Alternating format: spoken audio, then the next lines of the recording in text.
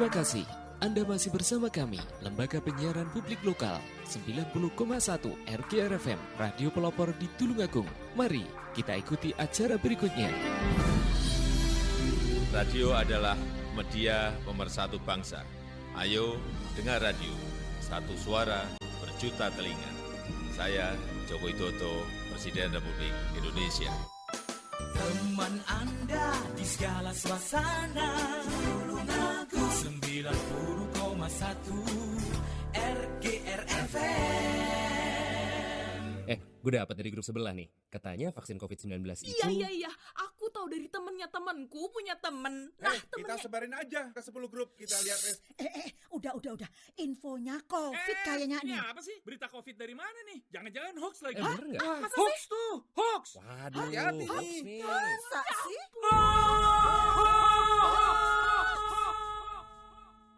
Selain virus yang mengancam, ada bahaya lain yang mengintai, yang memicu kebingungan, menghapus rasa percaya, membunuh optimisme, membangun rasa curiga. Ribuan hoax yang beredar menghambat penanggulangan pandemi.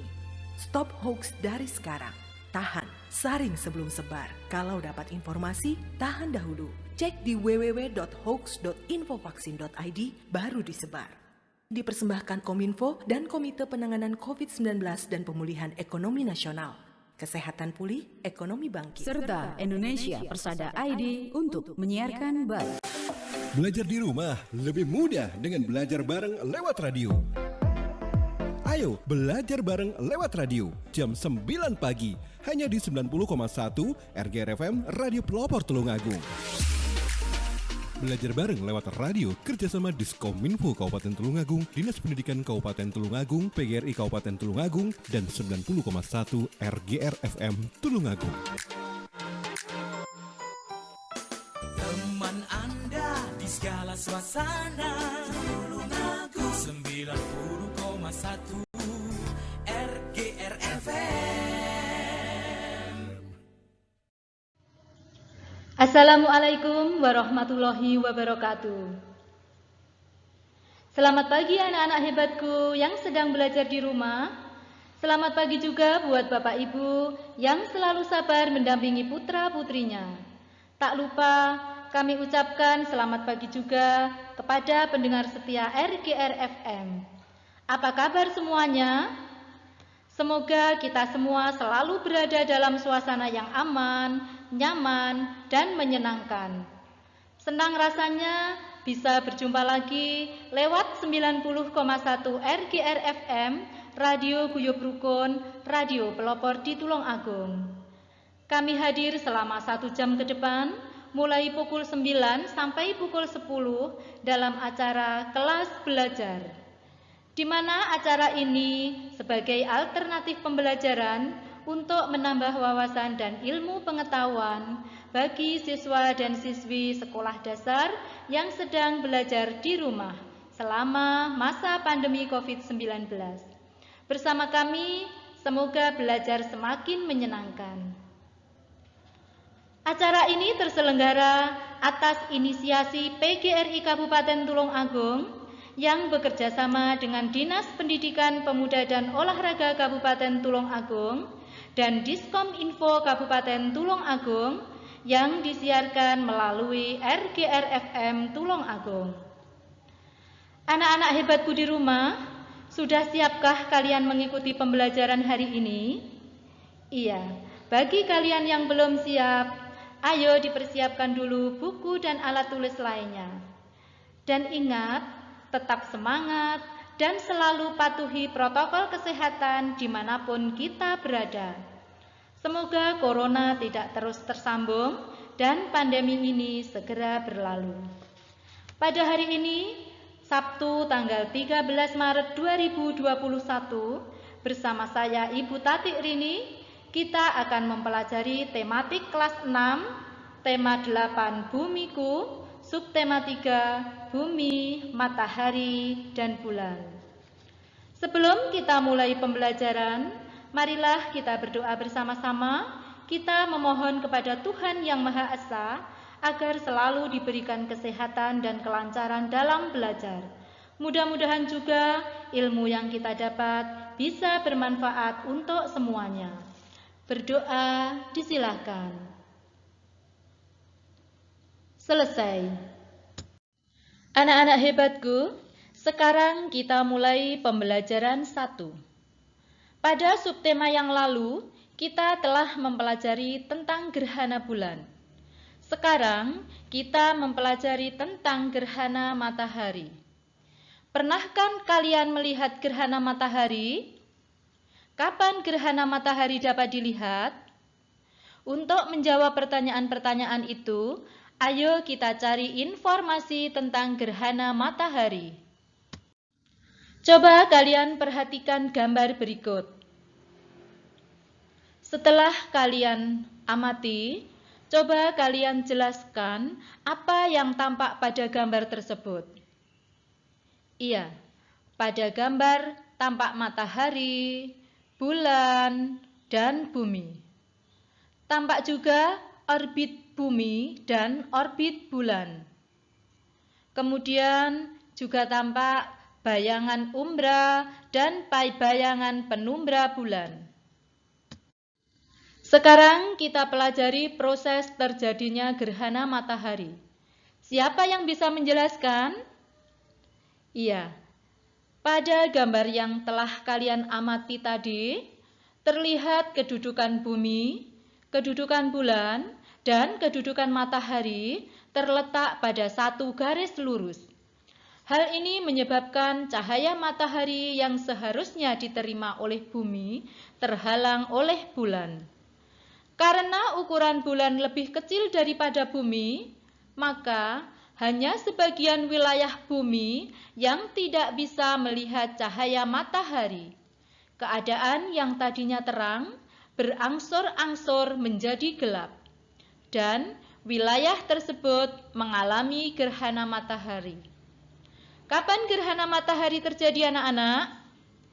Iya, gerhana matahari terjadi pada siang hari ketika bulan baru atau bulan mati.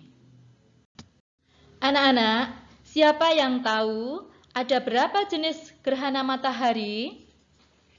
Iya, ada 3, yaitu gerhana matahari total, gerhana matahari sebagian, dan gerhana matahari cincin. Mari kita bahas yang pertama, gerhana matahari total. Coba sekarang kalian perhatikan gambar. Itu adalah gambar proses terjadinya gerhana matahari total. Kalian lihat posisi matahari, posisi bulan, dan posisi bumi. Iya, jadi gerhana matahari total hanya terjadi di permukaan bumi yang terkena bayangan umbra bulan. Gerhana matahari total selalu diawali dan diakhiri oleh gerhana matahari sebagian. Kita lanjutkan gerhana matahari sebagian. Kalian lihat gambar. Bagaimana posisi matahari, posisi bulan, dan posisi bumi. Iya, jadi pada gerhana matahari sebagian terjadi di permukaan bumi yang terkena bayangan penumbra bulan. Kemudian yang ketiga, gerhana matahari cincin. Kalian perhatikan lagi gambarnya. Di situ posisi matahari, posisi bulan, dan posisi bumi. Iya, jadi gerhana matahari cincin terjadi di permukaan bumi yang terkena lanjutan bayang-bayang inti. Hal itu terjadi karena bulan berada pada titik terjauhnya dari bumi. Anak-anak, sekarang kita lanjutkan membuat laporan dari hasil percobaan. Laporan yang kalian buat nanti berupa kartu informasi, yang mana di dalam kartu tersebut memuat informasi-informasi penting. Contohnya, kapan terjadinya gerhana matahari? Apa yang menyebabkan gerhana matahari? Apa saja jenis-jenis gerhana matahari dan apa perbedaannya? Kalau kalian sudah menemukan informasi penting, kemudian kalian isikan di sebuah buklet yang berisi informasi dan gambar tentang gerhana matahari. Sebelum kalian membuat buklet, kalian harus mengumpulkan informasi-informasi yang akan dicantumkan dalam buklet nanti. Informasi tersebut diantaranya adalah tentang pengertian gerhana matahari, tentang jenis-jenis gerhana matahari, tentang apa yang tidak boleh dilakukan ketika gerhana matahari, atau tentang alternatif kegiatan yang dapat dilakukan untuk melakukan simulasi gerhana matahari. Anak-anak hebatku, kita memasuki pembelajaran yang kedua. Kita nanti akan membahas tentang informasi penting yang kita dapatkan dari bacaan. Kemudian disajikan dengan kalimat dan disajikan pula secara visual. Ada yang masih ingat apa yang dimaksud penyajian secara visual? Iya, bagus sekali. Penyajian secara visual adalah penyajian dengan menggunakan gambar. Sekarang kalian baca dengan seksama bacaan yang berjudul Gerhana Bulan halaman 101. Teks bacaan tersebut terdiri dari 3 paragraf yang memiliki gagasan pokok yang berbeda. Tugas kalian adalah mencari informasi penting dari masing-masing paragraf dengan kalimat yang benar, kemudian kalian sajikan kembali informasi tersebut secara visual. Bagaimana anak-anak? Sudah ada yang menemukan? Iya, bagus sekali. Mari kita lihat paragraf yang pertama. Gerhana bulan merupakan suatu peristiwa yang terjadi di mana kedudukan matahari, bumi, dan bulan berada pada satu garis lurus, sehingga bayangan bumi menutupi sebagian ataupun keseluruhan bulan. Proses terjadinya gerhana bulan ini dimulai saat bumi berada di antara matahari dan juga bulan pada satu garis yang sama. Hal ini mengakibatkan sinar matahari tidak sampai ke bulan karena terhalang oleh bumi. Kita temukan informasi penting dari paragraf tersebut adalah gerhana bulan terjadi ketika kedudukan bulan, bumi, dan matahari membentuk garis lurus. Kedudukan bumi berada di antara bulan dan matahari. Kemudian kita buat informasi visualnya seperti yang terlihat pada gambar. Kita lanjutkan pada paragraf yang kedua. Gerhana bulan ini bisa terjadi karena pada saat bumi berada di antara matahari juga bulan dalam posisi sejajar, seperti yang sudah dijelaskan sebelumnya. Padahal demikian, bumi akan menghalangi sinar matahari yang menuju ke bulan, sehingga permukaan bulan akan tertutupi oleh bayangan bumi. Kita temukan informasi pentingnya. Bumi akan menghalangi sinar matahari yang akan menuju ke bulan, sehingga permukaan bulan akan tertutupi oleh bayangan bumi. Informasi visual yang kita buat seperti yang terlihat pada gambar. Kemudian kalian perhatikan paragraf yang ketiga. Proses terjadinya gerhana bulan ini lebih lama jika dibandingkan dengan matahari, meskipun perbedaan waktunya hanya beberapa menit saja. Seperti halnya gerhana matahari, proses terjadinya gerhana bulan ini sebagai berikut. 1. Dimulai ketika bulan yang bersinar terang tiba-tiba tertutup sedikit demi sedikit oleh bayangan hitam. Bayangan hitam tersebut adalah bayangan dari bumi. Yang kedua, setelah itu lama-kelamaan bulan yang bulat akan tertutup semakin banyak hingga bulan hanya terlihat sebagian dan semakin lama bumi akan terlihat menyabit. Yang ketiga, Setelah bumi menyabit, lama-kelamaan bulan akan tampak menghilang karena tertutup oleh bayangan bumi. Saat inilah kita tidak dapat melihat bulan. Bulan seperti menghilang. 4. Setelah bulan tertutup semua dan tampak seperti menghilang, kemudian kita akan menyaksikan bulan kembali muncul dari arah pertama kali bulan menghilang. Munculnya bulan ini dimulai dari bentuk bulan sabit.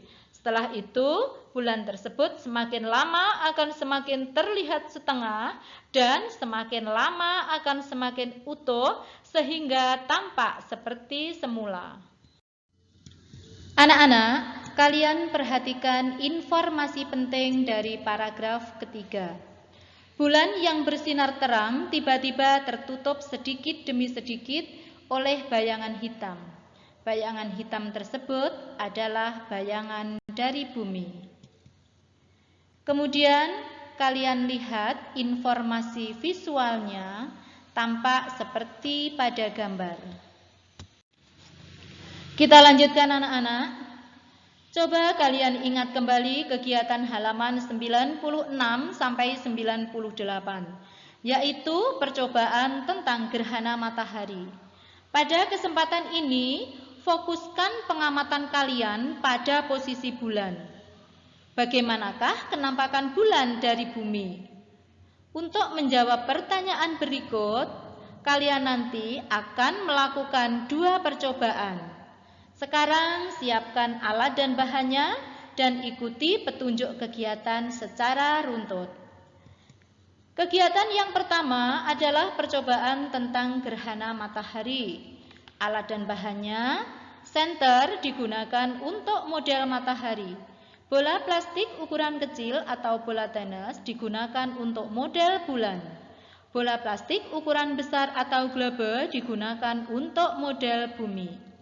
Langkah-langkah kegiatan: 1 orang memegang senter atau matahari, 1 orang memegang bola plastik kecil atau bulan, 1 orang memegang bola plastik besar atau bumi, 1 orang memberikan instruksi untuk menyalakan atau mematikan senter. Buat posisi seperti pada gambar. Kemudian nyalakan senter dan amati apa yang terjadi. Usahakan kalian melakukan kegiatan ini di ruang gelap. Coba kalian perhatikan posisi bulan. Bagaimanakah kenampakan bulan dari bumi? Iya. Kedudukan bulan atau bola plastik kecil berada di antara bumi atau bola plastik besar dan matahari atau senter. Kedudukan tersebut menyebabkan cahaya matahari atau dari senter ke bumi atau ke bola plastik besar terhalang oleh bulan atau bola plastik kecil. Sekarang kita lakukan kegiatan yang kedua adalah percobaan tentang gerhana bulan. Langkah-langkahnya adalah: letakkan globe atau bola besar di atas meja. Ikatlah bola tenis dengan tali, kemudian gantungkan pada kedudukan bola. Letakkan bola tenis di belakang globe atau bola besar. Kemudian nyalakan senter, arahkan cahaya pada bola besar atau globe sehingga membentuk garis lurus. Amati dan catatlah apa yang kamu lihat. Usahakan melakukan kegiatan ini di ruang yang gelap. Sekarang kalian perhatikan posisi bulan. Bagaimanakah kenampakan bulan dari bumi? Ya, dari percobaan tersebut kita dapat melihat bahwa ketika senter dinyalakan, sinar senter atau matahari tidak sampai ke bola tenis atau bulan karena terhalang oleh globe atau bumi. Anak-anak, kita sudah mendapatkan informasi-informasi penting dari kegiatan yang kita lakukan. Informasi tersebut dapat kita sajikan secara tertulis, secara lisan, atau secara visual. Pernahkah kalian melihat informasi yang disajikan dalam bentuk reklame? Iya, ternyata semua sudah pernah melihat. Sebelumnya Ibu mau bertanya, siapa yang tahu apa yang dimaksud dengan reklame? Iya, bagus sekali. Jadi reklame adalah media periklanan dan pemberitaan. Apakah tujuan reklame tersebut? Bagus sekali. Tujuan reklame adalah menyebarkan informasi kepada khalayak tentang suatu produk atau pesan lain. Reklame dibuat dengan maksud menarik perhatian masyarakat. Maka, isi reklame harus dapat menggerakkan keinginan orang untuk membeli produk yang direklamekan. Sekarang kita lihat beberapa contoh reklame. Yang pertama adalah iklan. Iklan adalah pemberitahuan kepada khalayak mengenai barang atau jasa yang dijual dipasang di dalam media massa seperti surat kabar dan majalah atau di tempat umum. Yang kedua adalah spanduk. Spanduk adalah reklame yang dibuat pada kain yang direntangkan yang berisi slogan, propaganda, atau berita yang perlu diketahui secara umum. Kita lanjutkan, contoh reklame yang ketiga adalah brosur. Brosur merupakan reklame yang dibuat pada selembar kertas dengan isi informasi yang lebih rinci dan jelas, disampaikan dengan cara disebarluaskan secara langsung agar dibaca dan dipahami konsumen atau target. Yang keempat adalah embalase. Embalase adalah jenis reklame yang ditempatkan langsung pada kemasan produk, berfungsi sebagai daya tarik pemberitahuan informasi tentang produk tersebut. Contohnya ada pada gambar. Kita lanjutkan, contoh reklame yang kelima adalah poster. Poster adalah jenis reklame berupa selembaran kertas yang berisi gambar dan tulisan yang dibuat semenarik mungkin dan ditempatkan dengan cara ditempel di tempat-tempat umum yang strategis. Yang keenam adalah baliho. Baliho adalah jenis reklame yang berisi gambar atau tulisan menarik dan informatif dengan ukuran besar, ditempatkan di tempat umum dan strategis, menggunakan tiang besar dan kuat, dan bersifat semi permanen. Anak-anakku kelas 6 yang hebat, kita lanjutkan pada pembelajaran 3. Tahukah kalian bahwa keadaan alam Indonesia itu sangat menarik, sehingga membuat wisatawan asing ingin berkunjung ke Indonesia? Kira-kira faktor apa yang membuat wisatawan tertarik datang ke Indonesia? Iya, baik sekali. Karena di Indonesia banyak daerah wisata yang tempatnya indah dan menarik. Contohnya adalah tempat wisata Labuan Bajo. Kalian ingin tahu lebih banyak tentang tempat wisata tersebut? Ayo kita baca artikel menarik tentang wisata di Labuan Bajo, halaman 108. Setelah kalian baca, informasi menarik apa yang kalian dapatkan dari bacaan Labuan Bajo? Iya, pinter sekali. Di antaranya adalah Labuan Bajo adalah salah satu desa yang terletak di Kecamatan Komodo, Kabupaten Manggarai Barat, Provinsi Nusa Tenggara Timur. Yang kedua, banyak tempat wisata di Labuan Bajo. Yang ketiga, pintu gerbang bagi para wisatawan yang ingin menjelajahi tempat wisata di Nusa Tenggara Timur. Yang keempat, wisata unggulan di Nusa Tenggara Timur antara lain Pulau Komodo dan Rinca. Kemudian yang kelima, fasilitas dan akomodasi infrastruktur seperti pelabuhan dan bandara telah dibangun. Selanjutnya, mari kita analisis informasi-informasi tersebut untuk mendapatkan informasi tentang pengaruh kegiatan pariwisata di Labuan Bajo terhadap perekonomian masyarakat sekitar. Bagaimana anak-anak? Kalian sudah menemukan? Iya. Siapa yang bisa menjelaskan? Baik sekali. Jadi pengaruh kegiatan pariwisata terhadap kehidupan perekonomian masyarakat Labuan Bajo.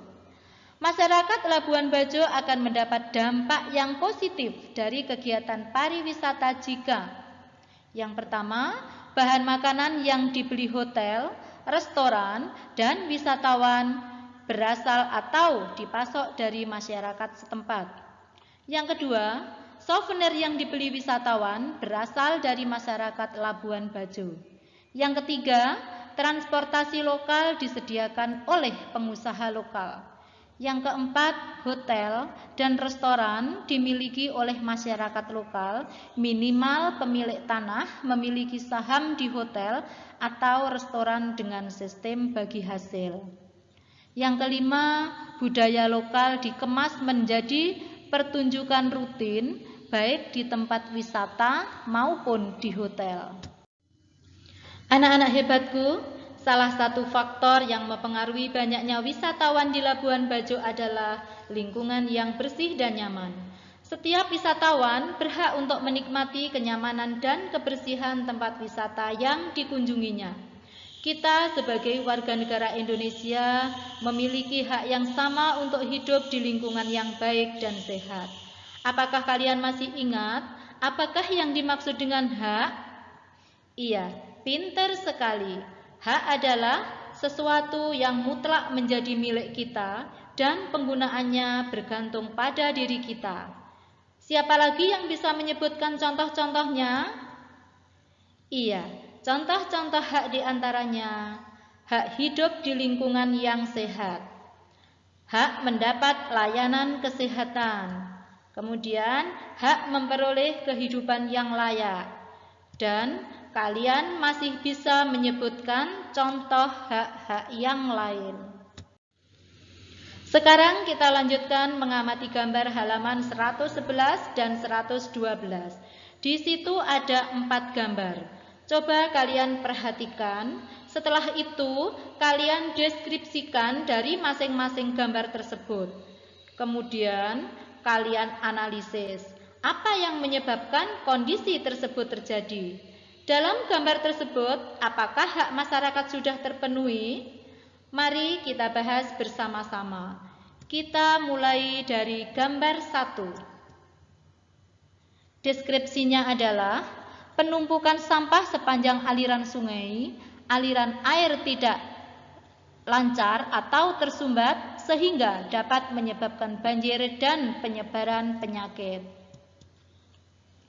Hak masyarakat yang tidak terpenuhi, yang pertama hak hidup di lingkungan yang sehat dan memperoleh kesehatan. Yang kedua, hak memanfaatkan lingkungan. Yang ketiga, hak atas informasi lingkungan hidup. Yang keempat, hak untuk berperan dalam pengelolaan lingkungan. Yang kelima, hak memperoleh kehidupan yang layak. Yang keenam, hak untuk meningkatkan kualitas hidup. Sedangkan yang dapat dilakukan supaya hak masyarakat terpenuhi adalah melaksanakan kewajiban-kewajiban yang sudah menjadi ketentuannya seperti 1. Wajib menjaga kebersihan lingkungan. Yang kedua, wajib melindungi dan menghargai hak asasi sesama manusia. Yang ketiga, wajib memajukan khalayak ramai agar semua warga saling menciptakan rasa peduli, toleransi, dan saling menghargai. Yang keempat, wajib menjunjung dan melaksanakan perundangan tentang lingkungan hidup. Anak-anak, sekarang kita perhatikan gambar yang kedua. Deskripsi dari gambar yang kedua adalah pencemaran atau polusi udara di sepanjang jalan yang menyebabkan ketidaknyamanan para pengguna jalan. Kemudian hak masyarakat yang tidak terpenuhi, yang pertama, hak hidup di lingkungan yang sehat dan memperoleh kesehatan. Yang kedua, hak memanfaatkan lingkungan. Yang ketiga, hak atas informasi lingkungan hidup. Yang keempat, hak untuk berperan dalam pengelolaan lingkungan. Yang kelima, hak kebebasan untuk bergerak dan bepergian. Yang keenam, hak memperoleh kehidupan yang layak. Yang ketujuh, hak untuk meningkatkan kualitas hidup. Sekarang yang dapat dilakukan supaya hak masyarakat terpenuhi adalah melaksanakan kewajiban-kewajiban. Yang pertama, wajib menjaga kebersihan lingkungan. Yang kedua, wajib mencegah dan menanggulangi pencemaran lingkungan. Yang ketiga, wajib melindungi dan menghargai hak asasi secara manusia. Yang keempat, wajib menjunjung dan melaksanakan perundangan tentang lingkungan hidup. Kemudian kita amati gambar yang ketiga. Itu merupakan poster ajakan untuk menghijaukan kembali lingkungan sekitar. Hak masyarakat yang tidak terpenuhi adalah hak kelangsungan hidup, kemudian hak untuk meningkatkan kualitas hidup, hak memperoleh kehidupan yang layak, dan hak untuk menikmati sumber daya alam. Yang dapat dilakukan supaya hak masyarakat terpenuhi adalah melaksanakan kewajiban yang sudah menjadi ketentuan seperti wajib memelihara kelestarian fungsi lingkungan hidup, kemudian wajib mencegah dan menanggulangi pencemaran lingkungan, dan wajib menjunjung dan melaksanakan perundangan tentang lingkungan hidup. Kita lanjutkan mengamati gambar yang keempat. Itu adalah baliho ajakan untuk menyelamatkan bumi dari perubahan iklim. Hak masyarakat yang tidak terpenuhi, hak hidup di lingkungan yang sehat dan memperoleh kesehatan, serta hak memanfaatkan lingkungan. Kemudian yang dapat dilakukan supaya hak masyarakat terpenuhi, yaitu melaksanakan kewajiban-kewajiban yang sudah menjadi ketentuan seperti wajib memelihara kelestarian fungsi lingkungan hidup. Anak-anakku kelas 6 yang hebat, masih tetap semangat? Iya. Mari kita lanjutkan ke pembelajaran 4. Masih ingatkah kalian tentang keadaan perekonomian negara Singapura? Iya. Sebelumnya, pada pembelajaran yang lalu, kita telah belajar tentang hubungan kondisi geografis dan kondisi perekonomian di negara tersebut. Sekarang, kita akan mencari informasi tentang negara lainnya, yaitu Laos dan Filipina. Kalian perhatikan keadaan alam negara Laos. Laos merupakan satu-satunya negara di kawasan Asia Tenggara yang tidak berbatasan dengan laut. Wilayah Laos bergunung-gunung. Sungai Mekong merupakan sungai utama. Daerah pertanian terpenting terletak di lembah Sungai Mekong. Laos diselimuti hutan lebat. Laos juga memiliki dataran tinggi dan beberapa dataran rendah. Hasil tanaman pangan utama Laos adalah padi dan jagung. Sedangkan hasil hutan utama berupa kayu jati, barang ekspor utama antara lain kopi dan kapur barus, serta kulit binatang. Barang impornya terutama minyak bumi, mesin-mesin, dan beras. Sekarang kita perhatikan keadaan alam Filipina. Filipina merupakan negara kepulauan. Sebagian besar wilayah Filipina berupa pegunungan. Gunung api yang terdapat di Filipina antara lain Gunung Mayon, Gunung Taal, dan Gunung Pinatubo. Sekira 40% wilayah Filipina berupa hutan. Hasil hutan yang menonjol antara lain kayu bonian, kayu cedar, kayu eboni, kayu pinus, dan kayu mahoni. Sekarang kita perhatikan hasil utama.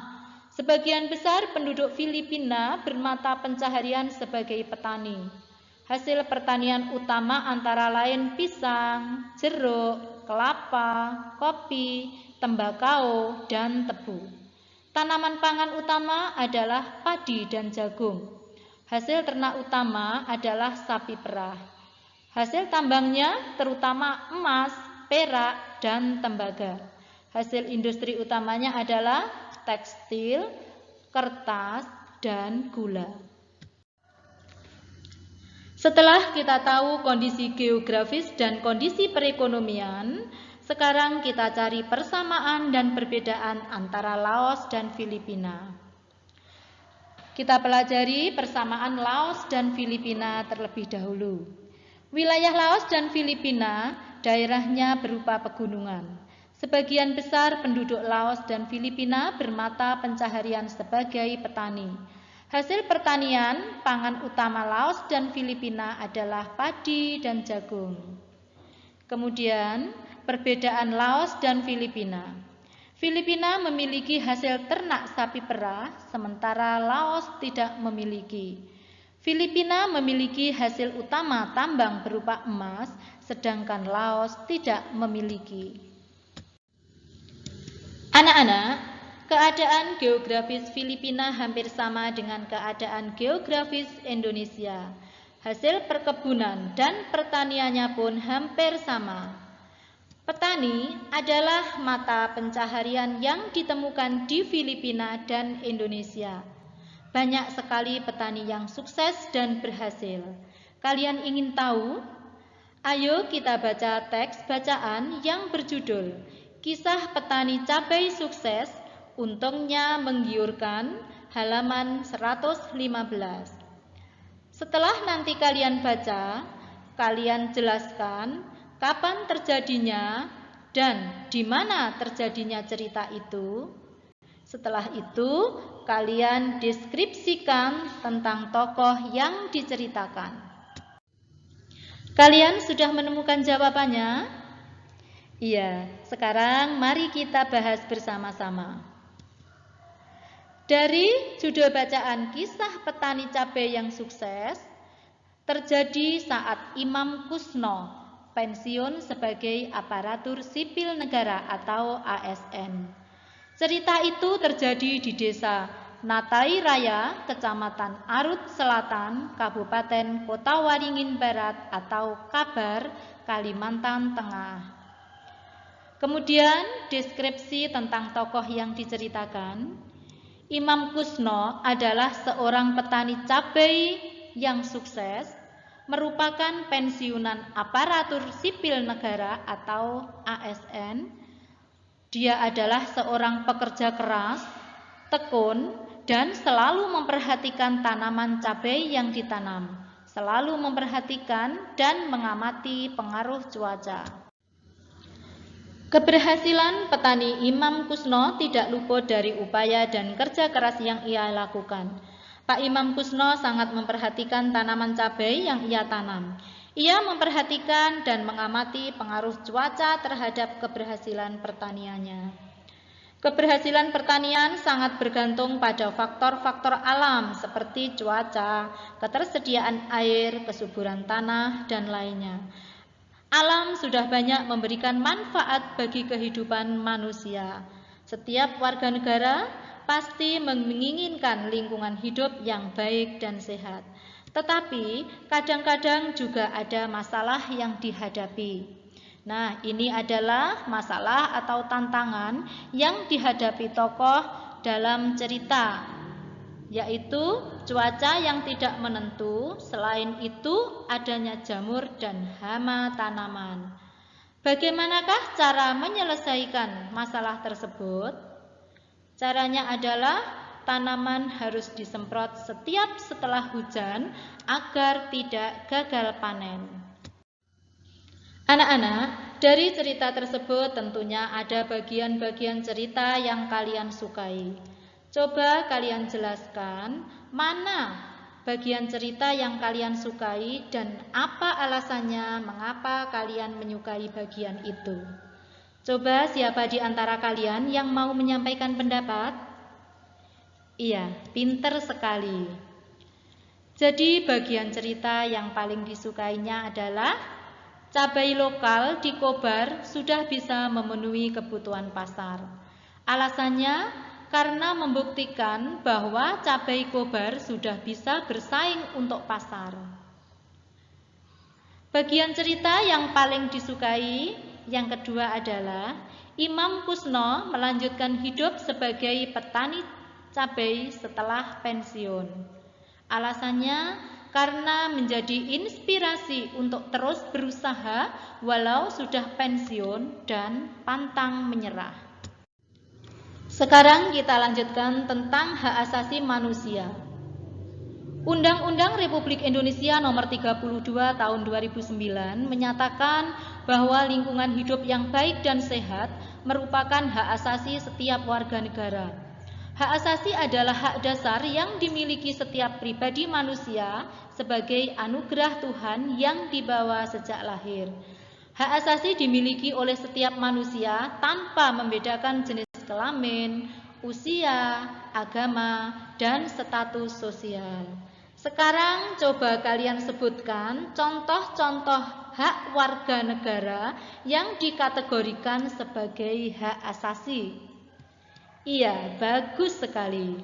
Jadi contoh hak asasi adalah hak untuk menikmati kesehatan, hak untuk menikmati kebahagiaan, hak untuk menikmati ketersediaan lingkungan yang aman dan sehat.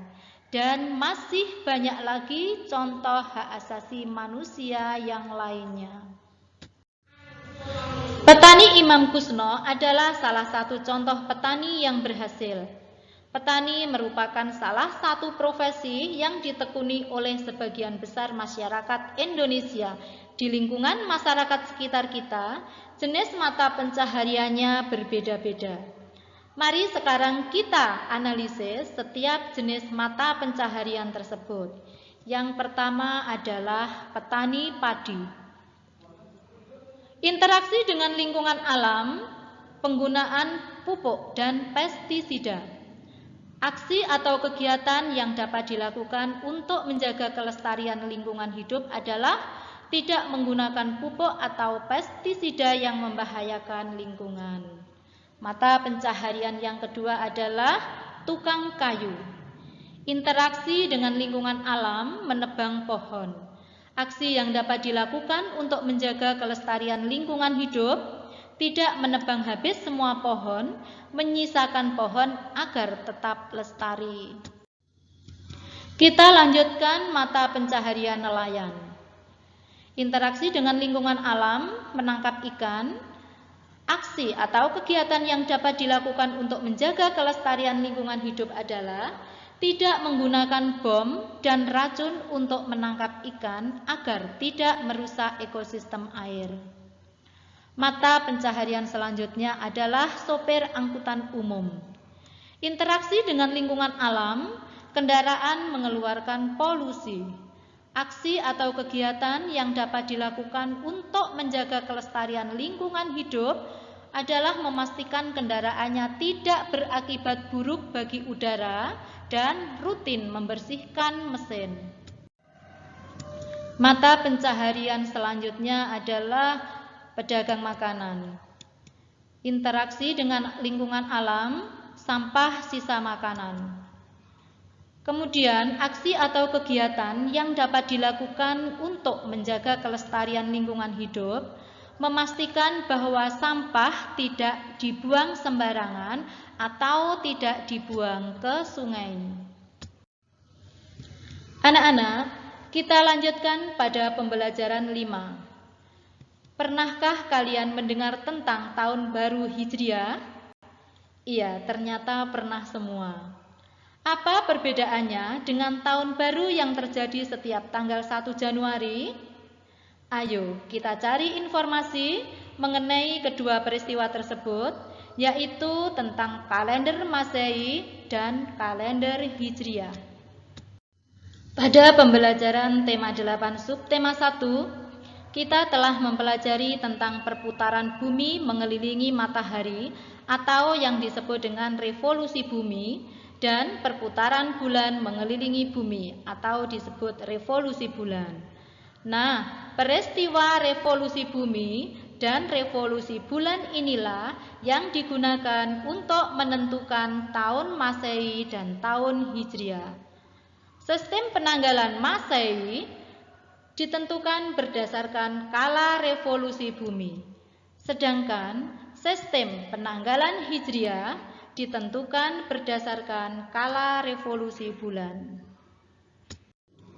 Anak-anak, kita bahas yang pertama adalah tahun Masehi. Tahun Masehi juga disebut tahun Samsiah atau tahun matahari.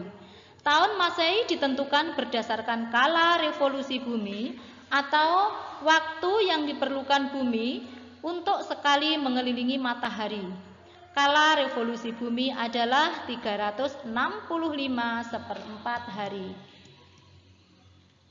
Kita lanjutkan, berdasarkan kala revolusi bumi, 1 tahun sama dengan 365/4 hari. Sisa 1/4 hari dari setiap tahun dikumpulkan sehingga setelah 4 tahun akan terkumpul menjadi 1 hari. Jadi, setiap 4 tahun sekali, jumlah hari dalam 1 tahun adalah 366 hari dan disebut tahun Kabisat. Tahun Kabisat pada bulan Februari yaitu ada 29 hari. Selanjutnya anak-anak, kita perhatikan nama-nama bulan dan jumlah hari dalam tahun Masehi. Bulan yang pertama adalah Januari, ada 31 hari. Bulan yang kedua Februari, ada 28 atau 29 hari. Yang ketiga bulan Maret, 31 hari. Keempat bulan April, 30 hari. Yang kelima bulan Mei, 31 hari. Yang keenam bulan Juni, 30 hari. Yang ketujuh bulan Juli, 31 hari. Yang ke-8 bulan Agustus, 31 hari. Yang ke-9 bulan September, 30 hari. Yang ke-10 bulan Oktober, 31 hari. Yang ke-11 bulan November, 30 hari. Dan yang ke-12 bulan Desember, 31 hari. Kita bahas yang kedua adalah tahun Hijriah. Tahun Hijriah juga disebut tahun Komariah atau tahun bulan. Kala revolusi bulan adalah 29,5 hari. Sehingga jumlah hari dalam 1 tahun sama dengan 29,5 hari kali 12 sama dengan 354 hari. Pada tahun Kabisat Hijriah, jumlah hari dalam bulan Zulhijjah adalah 30 hari.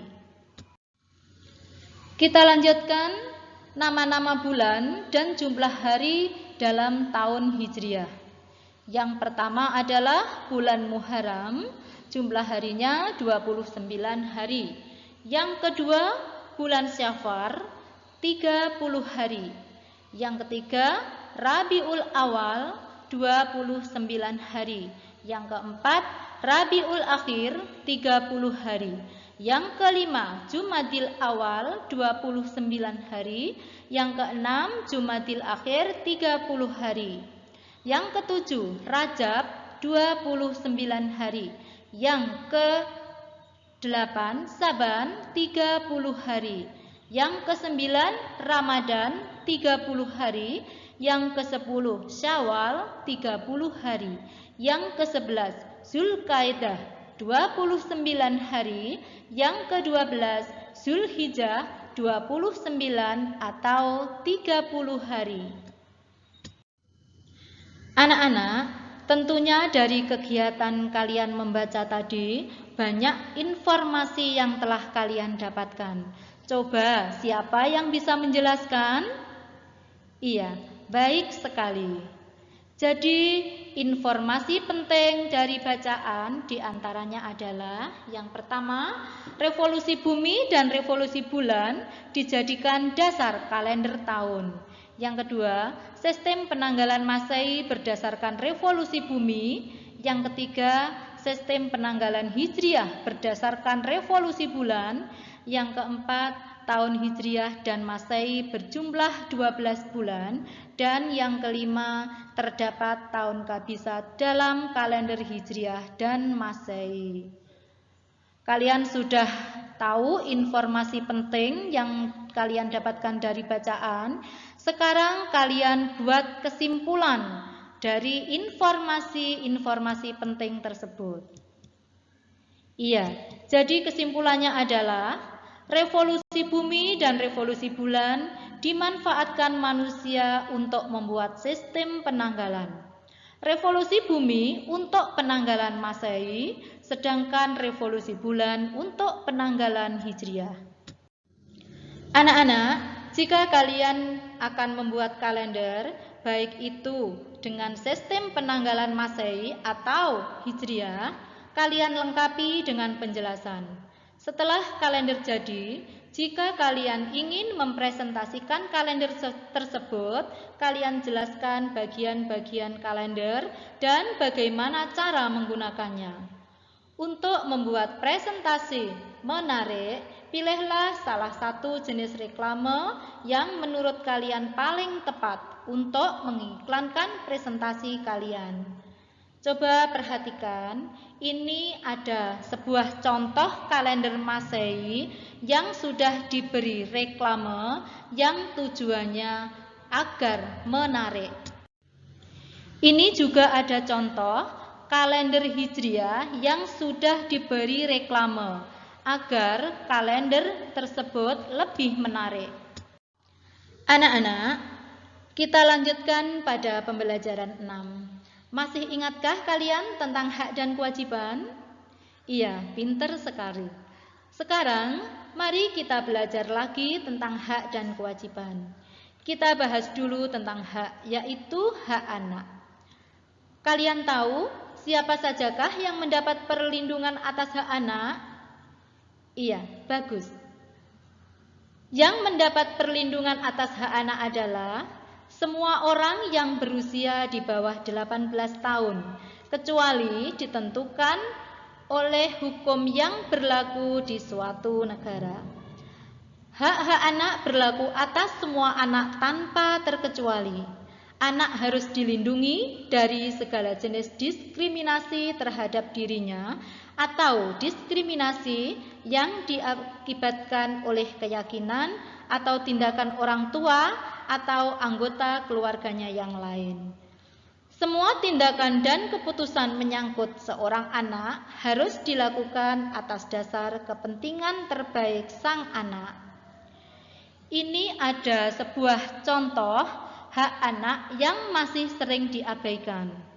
Di antaranya adalah hak anak mendapatkan pendidikan, hak anak untuk rekreasi, hak anak untuk bermain, hak anak untuk mendapat pelayanan kesehatan, dan masih banyak lagi hak anak yang masih sering diabaikan. Anak-anak, mari kita belajar menjadi pengarah acara donasi buku cerita, yaitu mendesain sebuah acara untuk menggalang bantuan donasi buku bacaan ataupun buku pelajaran yang akan disumbangkan ke panti asuhan. Sebelumnya, kalian tentukan hak dan kewajiban setiap anggota. Bagaimana anak-anak? Kalian sudah menemukan? Iya, baik sekali. Jadi, pembagian tugas untuk mendesain sebuah acara untuk menggalang bantuan donasi buku, hak dan kewajiban bagi anggota adalah yang pertama, hak anggota mendapat pengukuhan atau penghargaan dari kinerjanya. Sedangkan kewajiban anggota adalah 1. Bertanggung jawab terhadap kinerja anggota. Yang kedua, menyelesaikan segala sesuatu mengenai manajemen panitia. Yang ketiga, bertanggung jawab terhadap keuangan organisasi. Yang keempat, melaksanakan kiprah yang berkaitan dengan kerja panitia. Dan yang kelima, menyelesaikan segala sesuatu mengenai kegiatan yang diembankan kepadanya. Setelah kalian menentukan hak dan kewajiban setiap anggota, sekarang kalian rencanakan kegiatan yang akan dilakukan untuk menggalang donasi buku. Coba siapa yang bisa menjelaskan? Iya, pintar sekali. Jadi rencana kegiatan adalah membuat brosur. Tempat kegiatan kalian jelaskan SD mana kalian bersekolah. Kemudian jadwal kegiatan, misalnya hari Sabtu kalian tentukan tanggal, bulan, tahun, serta waktu. Pukul berapa sampai pukul berapa. Kemudian kegiatan yang akan dilakukan adalah membuat brosur, mengembangkan brosur dengan maksud memberitahu seluruh warga sekolah beberapa hari sebelum program dimulai, pelaksanaan acara, inventaris bantuan buku yang terkumpul, dan menciptakan laporan kegiatan. Kalian anggarkan pula dana yang dibutuhkan. Misalkan di sini kalian membuat contoh Rp200.000. Kemudian barang atau alat yang diharapkan adalah brosur, alat tulis, kawasan penampungan buku, dan sebagainya. Sekarang kalian perhatikan contoh reklame dalam bentuk brosur untuk mengiklankan kegiatan donasi buku. Kalian pahami dan kalian cermati contoh reklame tersebut. Anak-anakku, sekarang kalian baca dan cermati bacaan yang berjudul Cindelaras halaman 131. Kemudian kalian identifikasi gagasan utama dari setiap paragraf dalam bentuk peta konsep. Sudah bisa anak-anak? Iya, bagus sekali. Jadi kita mulai dari paragraf yang pertama. Gagasan utamanya adalah pemuda bernama Cindelaras. Informasi penting dari paragraf pertama, seorang pangeran yang tinggal di hutan dan berteman dengan binatang hutan. Kemudian kita perhatikan paragraf yang kedua. Kita temukan gagasan utamanya, ayam ajaib milik Cindelaras.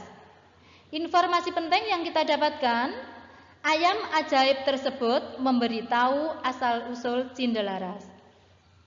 Kita lanjutkan paragraf yang ketiga. Gagasan utamanya, pertemuan Cindelaras dengan ayahnya yaitu Raden Putra. Informasi penting yang kita dapat, rencana adu ayam akhirnya mengungkap jati diri Cindelaras ke Raden Putra. Kemudian paragraf yang terakhir yaitu paragraf 4. Gagasan utamanya, permintaan maaf Raden Putra terhadap Cindelaras. Sedangkan informasi penting yang kita dapatkan, keluarga Cindelaras dapat berkumpul kembali berkat ayam ajaib. Anak-anak, lingkungan yang bersih dan sehat adalah harapan kita semua. Kita harus bisa membuat lingkungan Indonesia menjadi lingkungan yang bersih dan sehat. Sebagai warga yang bertanggung jawab, apakah yang bisa kita lakukan? Coba sekarang kalian perhatikan infografis peduli lingkungan berikut. Di situ ada beberapa tulisan atau istilah, yaitu reduce, reuse, dan recycle. Coba, siapa yang tahu apa yang dimaksud dengan ketiga istilah itu? Iya, pintar sekali. Reduce berarti mengurangi segala sesuatu yang mengakibatkan sampah. Sedangkan reuse berarti menggunakan kembali sampah yang masih dapat digunakan untuk fungsi yang sama ataupun fungsi lainnya. Kemudian recycle berarti mengolah kembali atau mendaur ulang sampah menjadi barang atau produk baru yang bermanfaat. Dari ketiga istilah tersebut, sekarang kalian tuliskan 6 aksi atau kegiatan yang akan kalian lakukan untuk menjaga lingkungan sekolah dan lingkungan tempat tinggal kalian. Siapa yang sudah menemukan? Iya, baik sekali. Jadi, aksi yang dapat dilakukan untuk menjaga lingkungan sekolah dan lingkungan tempat tinggal diantaranya 1. Mengurangi sampah dari bahan plastik. 2. Menggunakan kembali barang bekas. 3. Mendaur ulang sampah. 4. Membuang sampah pada tempatnya. 5. Membuang sampah dengan memilahnya. Dan yang keenam, melakukan penanaman pohon. Anak-anak hebatku, kita sudah menyelesaikan pembelajaran tematik kelas 6, tema 8 Bumiku, subtema 3, Bumi, Matahari, dan Bulan, pembelajaran 1 sampai dengan 6. Semoga dapat menambah motivasi dan semangat kalian untuk belajar dari rumah. Dan semoga juga apa yang kita dapatkan dari pembelajaran hari ini bermanfaat untuk kita semuanya. Saya cukupi sampai di sini dengan harapan bisa berjumpa lagi di hari Sabtu minggu depan. Terima kasih atas semua perhatiannya. Wassalamualaikum warahmatullahi wabarakatuh. Teman Anda di segala suasana, Tulungagung 90,1 RGR FM.